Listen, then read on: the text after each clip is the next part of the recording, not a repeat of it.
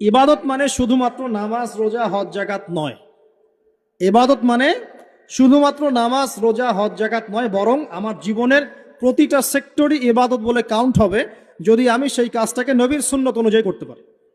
আমার কথা কি বুঝতে পারছেন? এই হলো ব্যাখ্যা, ওয়া মা খালাকতুল জিন্না ওয়াল ইনসা ইল্লা লিয়াবুদুন।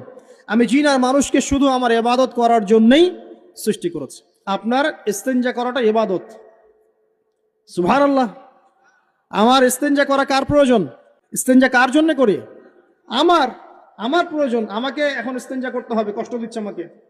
খাবার খাবেন, কার জন্য খাচ্ছেন? আমার জন্য নয় কি? আমার জন্যে। আপনি ব্যবসা করছেন, কার জন্যে? আমার জন্য, আমার স্ত্রী সন্তান, আমার পরিবারের জন্য। আপনি সমাজ চালাচ্ছেন কার জন্য? আপনার জনগণের জন্য।